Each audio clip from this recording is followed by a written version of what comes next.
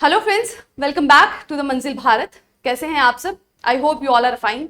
और अपने अपने एग्जाम की प्रिपरेशन में आप पूरी मेहनत के साथ लगे होंगे। लास्ट वीडियो लेक्चर से हमने सीरीज को स्टार्ट किया था जहां हम डिस्कस करेंगे questions on ecology, environment and biodiversity. Last video lecture में हमने कुछ इकोलॉजी पे बेस्ड क्वेश्चंस को डिस्कस किया था। आज हम बायोडाइवर्सिटी के बेस पर कुछ क्वेश्चंस को डिस्कस करेंगे, उसके कुछ बेसिक कंसेप्ट को, बेसिक फैक्ट्स को अंडरस्टैंड करने की कोशिश करेंगे ताकि अगर इससे रिलेटेड कोई क्वेश्चन हमारे एग्जाम में आए तो हम उसे इजीली अटेम्प्ट कर पाए। ठीक है, तो विदाउट वेस्टिंग मच टाइम हम स्टार्ट करते हैं। तो जो पहला क्वेश्चन है that is what is biodiversity. ठीक है, बायोडाइवर्सिटी का मतलब क्या होता है? बायोलॉजी सब्जेक्ट, ठीक है, आप लोगों ने 12th स्टैंडर्ड में you are aware of it. तो बायो डील करता है लिविंग ऑर्गेनिज्म से, लिविंग बींग्स से, प्लांट्स हैं, एनिमल्स हैं, अदर स्पीशीज हैं, जो भी लिविंग क्रिएचर्स हैं। ठीक है, और डाइवर्सिटी का क्या मतलब होता है? डाइवर्सिटी हम सुनते रहे हैं, लिंग्विस्टिक डाइवर्सिटी होती है, रिलीजियस डाइवर्सिटी होती है, मतलब विभिन्नताएं। ठीक है, वेरिएशंस। सो बायोडाइवर्सिटी लिविंग क्रिएचर में जो डाइवर्सिटी होती है, विभिन्नताएं पाई जाती है। अब ऑप्शंस को देख लेते हैं। ऑप्शंस क्या क्या कह रहे हैं, जस्ट अ सेकंड। चलिए, पहला ऑप्शन कह रहा है diverse kinds of plants and vegetation. यहां पे सिर्फ प्लांट्स की बात हो रही है, बट जब बायो की बात हम कर रहे हैं, लिविंग बींग्स की या लिविंग क्रिएचर्स की बात कर रहे हैं, तो उसमें प्लांट्स और एनिमल्स दोनों आ जाते हैं। तो पहला तो नहीं होगा। दूसरे में सिर्फ एनिमल्स की बात हो रही है, तो ये भी एलिमिनेट हो जाता है। सो सही आंसर हो जाएगा ऑप्शन नंबर सी, कि जो भी विभिन्न प्रकार की जनजातियां, प्रजातियां एक पर्टिकुलर एरिया में पाई जाती हैं, उसे बायोडाइवर्सिटी कहते हैं। ठीक है, एरिया भी a particular area, localized area. ठीक, so that is called biodiversity. Clear है? चलिए, अब रीजन क्या है बायोडाइवर्सिटी के डिक्रीज होने का? ये जो वेरिएशंस अमंग स्पीशीज पाई जाती है वो डिक्रीज हो रही है। हम देख रहे हैं कि जो पहले व्हाइट लायंस या व्हाइट टाइगर्स आप कहें तो बहुत ज्यादा तादाद में पाए जाते थे, अब कम हो रहे हैं। जितनी प्रकार के जो वेजिटेशन है वो पाई जाती थी वो डिक्रीज हो रही है। बहुत सारे स्पीशीज जो है एक्सटिंक्ट हो रहे हैं, विलुप्त हो रहे हैं। रीजन क्या है? ये जो वेरिएशंस है स्पीशीज की वो कम होती जा रही है, उसका क्या मेन रीजन है? ऐसे तो मल्टी फैक्टर्स हैं, मल्टी फैक्टोरियल रीजन है इसके लिए, बट बेसिक रीजन क्या है? Habitat pollution. Last video lecture में हमने हैबिटेट को डिस्कस किया था कि हैबिटेट क्या होता है?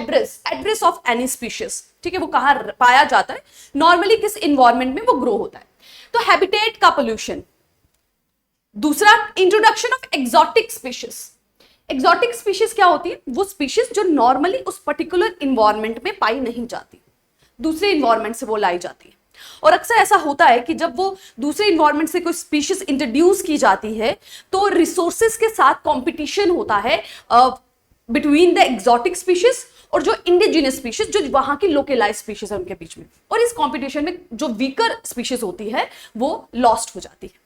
ठीक है, तो क्या एक्सोटिक स्पीशीज लाने की वजह से, आने की वजह से बायोडाइवर्सिटी कम हो रही है, या ओवर एक्सप्लॉइटेशन की वजह से कि बहुत ज्यादा आप देखिए डिफॉरेस्टेशन हो रहा है तो वेजिटेशन की डाइवर्सिटी खत्म हो रही है, पोचिंग हो रहा है, एनिमल हंटिंग हो रही है, उनके फर के लिए उन्हें मारा जा रहा है, उनके हाइट्स के लिए उनको मारा जा रहा है, तो उसकी वजह से, ओवर एक्सप्लॉइटेशन की वजह से डाइवर्सिटी खत्म हो रही है। या नेचुरल हैबिटेट डिस्ट्रक्शन, जो उनका नेचुरल हैबिटेट है, जो उनका घर है, प्राकृतिक घर है, वो डिस्ट्रक्ट हो रहा है, इसकी वजह से डाइवर्सिटी लॉस हो रही है। सो जो बेसिक रीजन है ना, that is about the natural habitat destruction, habitat pollution नहीं। क्योंकि अगर पॉल्यूशन होता है ना तो over a period of time acclimatisation हो जाती है। ठीक है, कुछ स्पीशीज ऑल्दो सर्वाइव नहीं कर पाएंगी, बट बाकी सभी एक्लिमेटाइज होती हैं, टाइम के साथ उस नए इन्वायरमेंट में ढलने की कोशिश करती है। लेकिन जब आपका हैबिटेट पूरा डिस्ट्रक्ट ही हो गया है, पोल्यूशन में कुछ चीजें चेंजेस हो रही हैं, बट यहां कंप्लीटली डिस्ट्रक्ट हो रहा है, फॉरेस्ट के फॉरेस्ट क्लीन हो रहे हैं। ठीक है, मरीन एरिया जो है एक्सटिंक्ट हो रहा है, जहां पे लेक्स हैं वो सूख रही हैं, तो कहां पे डाइवर्सिटीज रहेगी, कहां पे लिविंग क्रिएचर सर्वाइव करेंगे? So the main reason is natural habitat destruction. Next question पूछ रहे हैं, which of the following is not an example of in situ conservation. अब डाइवर्सिटी का लॉस हो रहा है, स्पीशीज विलुप्त हो रहे हैं, और हमने जब फूड चेन को पढ़ा हमने कहा कि हर एक स्पीशीज का है ना एक बहुत इंपॉर्टेंट रोल है, जिसे इकोलॉजिकल निच भी कहते हैं। ठीक है, वो पर्टिकुलर क्या परफॉर्म करता है अपने हैबिटेट में, अपने इन्वायरमेंट में, वो जो रोल परफॉर्म करता है स्पीशीज, उसको निच कहते हैं, और वो बहुत इंपॉर्टेंट है। कोई एक भी स्पीशीज अगर बिल्कुल तरह से खत्म हो जाती है तो बाकी स्पीशीज पे उसका इंपैक्ट पड़ेगा, क्योंकि सब एक फूड चेन से या एक फूड वेब से आप कहीं ना कहीं इंटरलिंक्ड हैं। सभी जो बर्ड्स हैं, अगर बर्ड्स की स्पीशीज को खतरा होता है तो पॉलिनेशन पे इफेक्ट होगा, क्रॉप प्रोडक्शन पे इफेक्ट होगा और इंटर्न ह्यूमंस पे भी होगा ही। तो बायोडाइवर्सिटी लॉस्ट हो रही है, उसको बचाने के लिए दो तरह के तरीके अपनाए जाते हैं। कंजर्वेशन, कंजर्व करना, उनको बचाने का। एक हो गया इन सीटू कंजर्वेशन और एक को हम कहते हैं एक्स सीटू कंजर्वेशन। ठीक है, इसको थोड़ा यहां लिखते हैं, just a sec. Okay, one is in situ conservation and other is ex situ conservation. In situ क्या हो गया कि उस लिविंग स्पीशीज को अपने ही घर में बचाना, अपने नेचुरल हैबिटेट में बचाना। ठीक है, विद इन अ हैबिटेट, जहां पे वो पाए जाते हैं वहीं पर उन्हें कंजर्व करना, उनको बचाना, that is called in Situ conservation.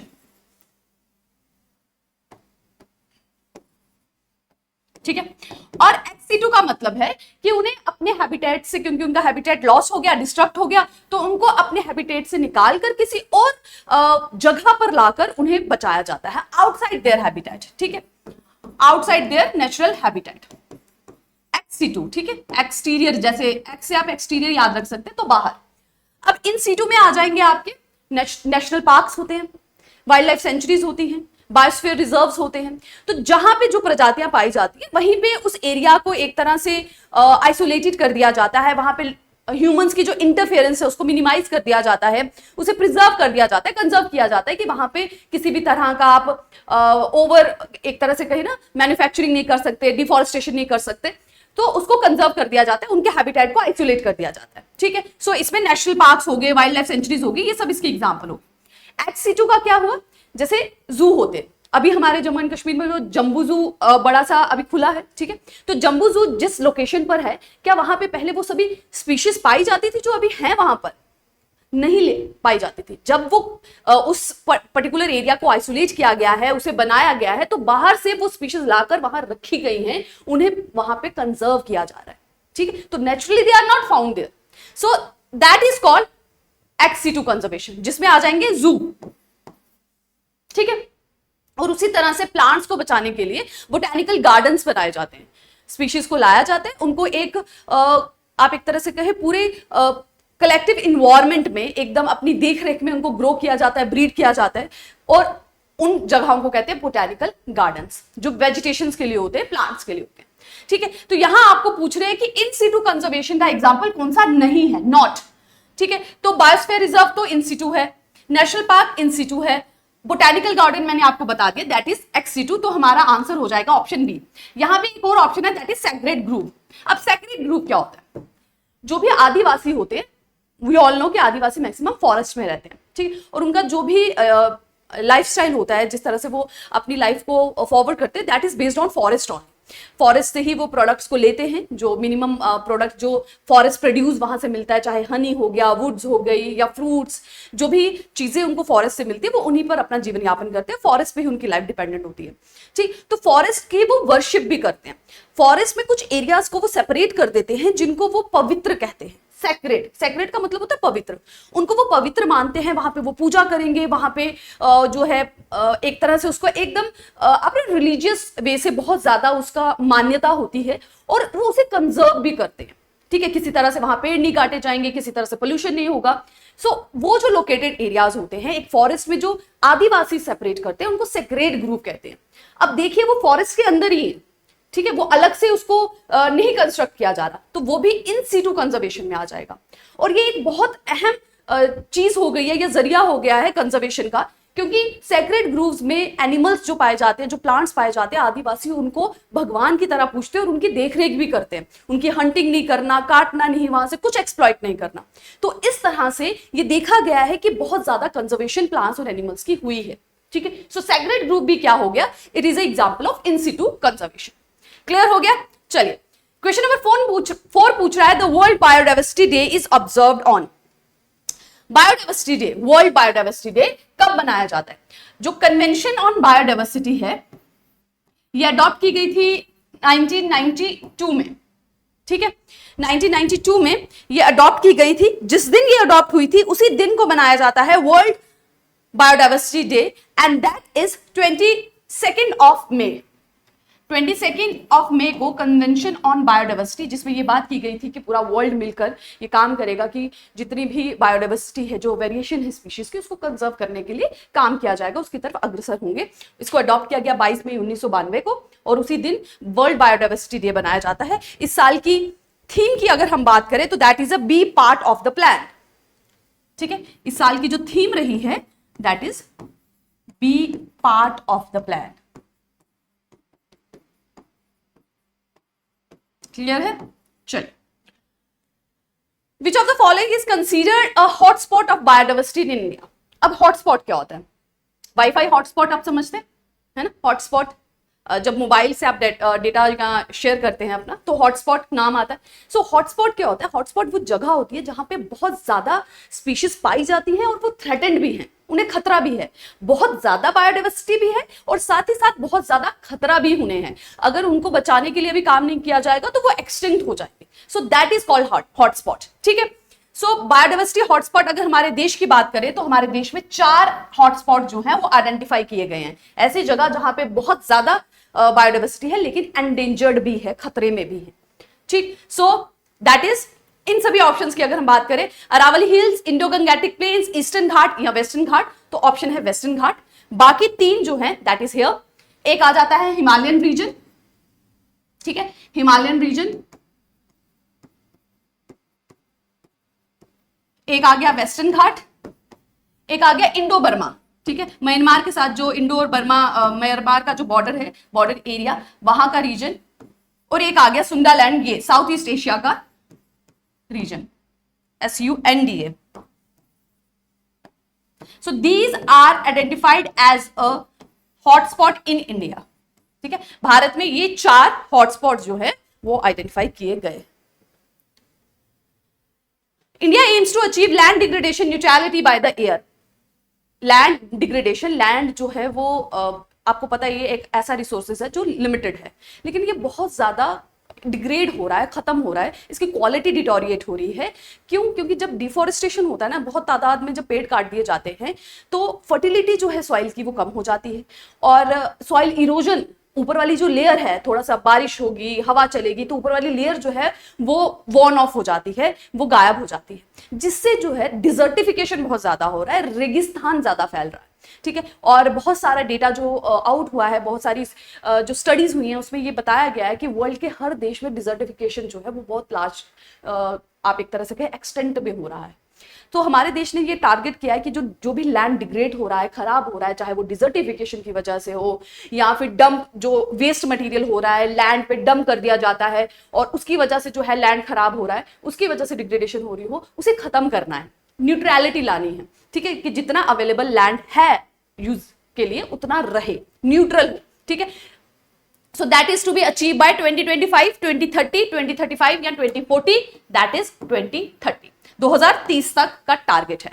Red data book is published by, आपको बताना है रेड डेटा बुक जो है वो किसके द्वारा पब्लिश की जाती है।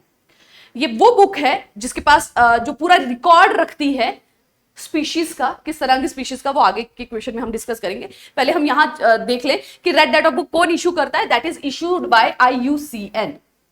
ठीक है, IUCN द्वारा ये पब्लिश की जाती है और इस डेटा के अंदर क्या होता है, it contain the list of endangered species.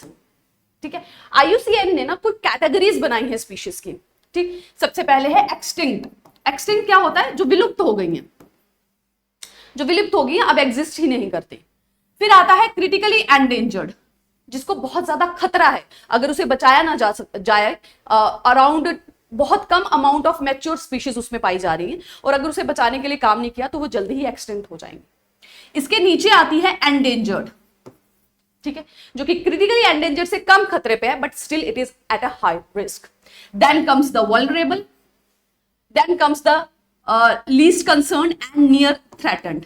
ये सब कैटेगरीज हैं जो IUCN ने रिलीज की हैं अबाउट द स्पीशीज। उनको अलग अलग कैटेगरी में डिवाइड किया गया डिपेंडिंग अपॉन कि उनको कितना ज्यादा खतरा है उनकी स्पीशीज को एक्सटिंक्ट होने में, कि कितनी जल्दी वो जो है विलुप्त हो सकती है। कुछ क्राइटेरियाज रखे गए हैं कि कितनी पॉपुलेशन, कितनी परसेंटेज ऑफ पॉपुलेशन जो है मैच्योर पीपल की है, स्पीशीज की है सॉरी, और कितने सालों में जो है उनकी पॉपुलेशन जो है वो डिक्रीज हो रही है, कितनी स्पीड से डिक्रीज हो रही है। तो इस बेसिस पे उनको इस कैटेगरीज में डिवाइड किया गया। सो रेड डेटा बुक जो है उसमें पूरा जो है एक तरह से ब्यौरा है अबाउट द एंडेंजर्ड स्पीशीज। ठीक है, जो एंडेंजर्ड स्पीशीज है जिन्हें अगर हम कोशिश करें तो आराम से बचा सकते हैं। ठीक है, सो एंडेंजर्ड स्पीशीज का जो डेटा है that is in the red data book which is published by IUCN।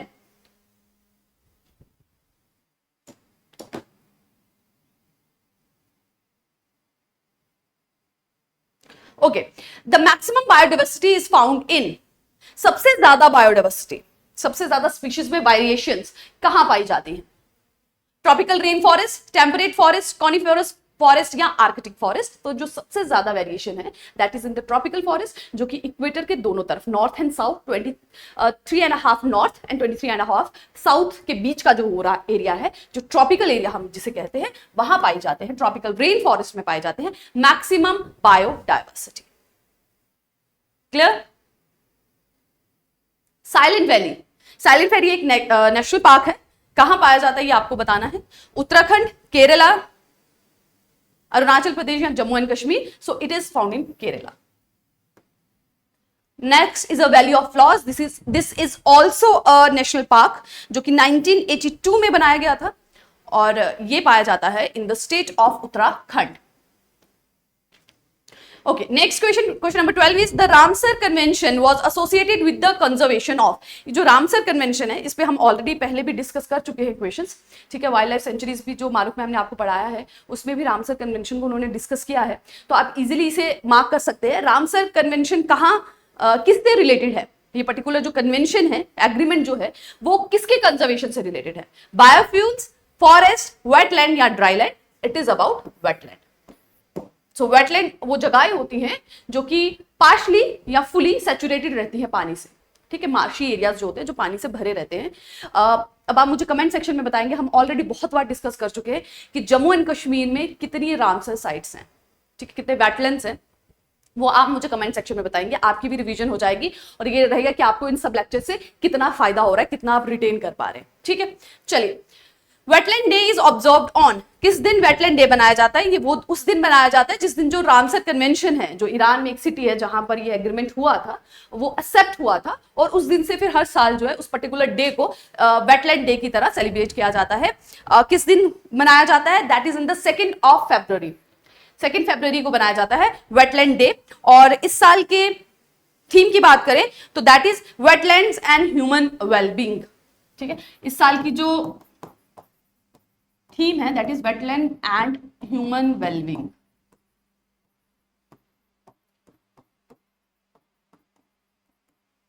Clear? चलिए, which of one of the following is the most effective factor of coral bleaching? Coral bleaching क्या होता है? जो corals पाए जाते हैं ये एक तरह से पॉलिप्स हैं या आप कहें प्लैंक्टन्स जो सी एरियाज में पाए जाते हैं, लेक्स में पाए जाते हैं, वाटर बॉडीज में पाए जाते हैं, वो अलगे के साथ एसोसिएटेड होते हैं और अलगे उनको डिफरेंट तरह के कलर्स देते हैं। बट जब पानी में पोल्यूशन बहुत ज्यादा हो जाता है या कोरल स्ट्रेस में होते हैं, एट दैट टाइम वो अलगे से डिटैच हो जाते हैं, जिसकी वजह से उनका कलर जो है वो व्हाइट हो जाता है। इसको कोरल ब्लीचिंग कहते हैं, क्योंकि जब वो अलगे से डिटैच हो गए तो अलगे ही उनको डिफरेंट तरह के कलर्स दे रहे थे, जब डिटैच हो गए तो they get converted into white colours. ठीक है, so this is the picture of a coral bleaching. जो पॉलिप्स जो आप एक तरह से कहें इनवर्टिब्रेट होते हैं, जो सी या वाटर बॉडीज के अंदर इनवर्टिब्रेट पाए जाते हैं, उनको कहा जाता है कोरल्स। ठीक है, अलगे के साथ एसोसिएटेड होते हैं, अलगे फोटोसिंथेसिस करते हैं और डिफरेंट टाइप के उनको कलर्स प्रोवाइड करते हैं। Under stress they get detached and the coral got white color, they become white in color and that is called coral bleaching। और किस वजह से ये हो रहा है? मरीन पोल्यूशन ये एक रीजन है, but you have to tell the most effective factor. ठीक है, ये रीजन जरूर है, यू कैन नॉट से कि मरीन पोल्यूशन रीजन नहीं है, this is the reason, but most effective reason क्या है? Increase of salinity, rise in normal temperature of sea water, the outbreak of disease and epidemic. So जो main reason है ना most effective, that is जो temperature rise हो रहा है sea water का, ग्लोबल वार्मिंग की वजह से जो तापमान बढ़ रहा है पानी का, सी वाटर का, उसकी वजह से कोरल ब्लीचिंग हो रही है और ये बहुत थ्रेटनिंग सिचुएशन है, ठीक है।